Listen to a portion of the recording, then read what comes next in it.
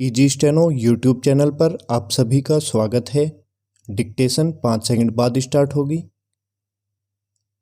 Ready start. छात्र देश की पूंजी है। अगर देश को सुशिक्षित नागरिक तैयार करना है तो शिक्षा व्यवस्था को पूरी तरह से नई बुनियाद पर स्थापित करने की जरूरत है। यह खर्च देश को शिक्षा पर उठाना होगा। इस देश में अब तक दी जाने वाली शिक्षा भारतीय समाज से भिन्न रही है।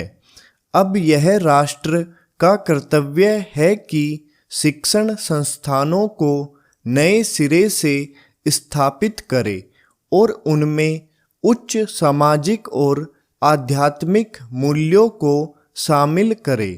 यदि शिक्षा समाज की अपेक्षाओं को पूरा करने में असमर्थ है तो ऐसी शिक्षा का कोई मूल्य नहीं है। किसी समाज के जीवन काल में एक समय ऐसा आता है जब पुराने विचारों और प्रतिमानों से घिरकर उसका क्षय होने लगता है। तब ऐसे समाज की प्रगति रुक जाती है।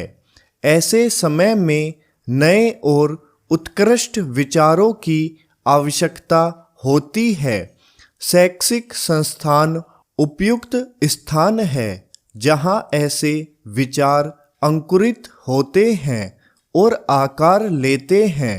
सरकार भी शिक्षा व्यवस्था में सुधार कर रही है, लेकिन स्वतंत्र प्रयोगों और विचारों की गुंजाइश हमेशा बनी रहती है।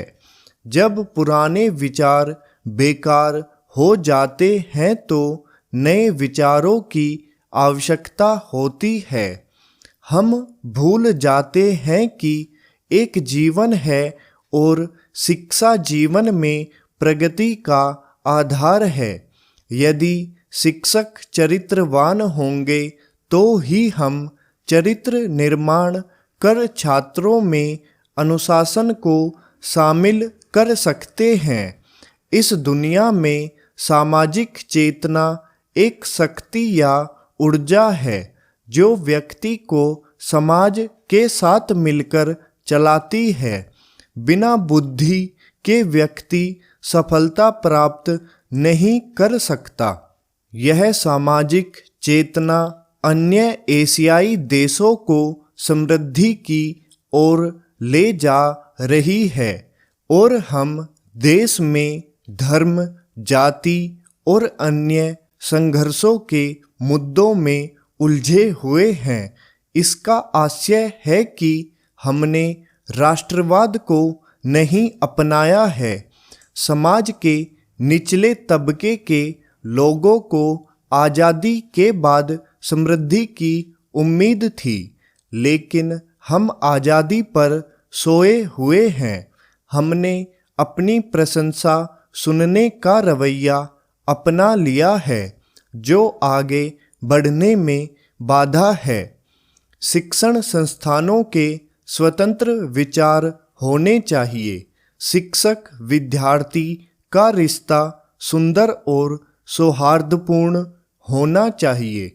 पश्चिम के राष्ट्र शिक्षा के क्षेत्र में अपने नए प्रयोगों से आगे बढ़ रहे हैं। मनुष्य की प्रगति उसकी सीखने की उत्सुकता में है। इंसानों से बेहतर कुछ नहीं है, लेकिन तभी जब उनमें इंसानियत हो।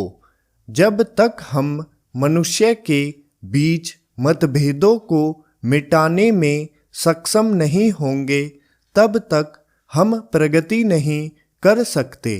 यदि हम अपने समय की आवश्यकता को नहीं समझते हैं और अपने सामाजिक जीवन में एकता लाने के लिए काम नहीं करते हैं तो जाति और पंथ के बीच संघर्ष दैनिक क्रम बन जाएगा। सांप्रदायिकता मृत्यु का मार्ग है, न कि जीवन का मार्ग।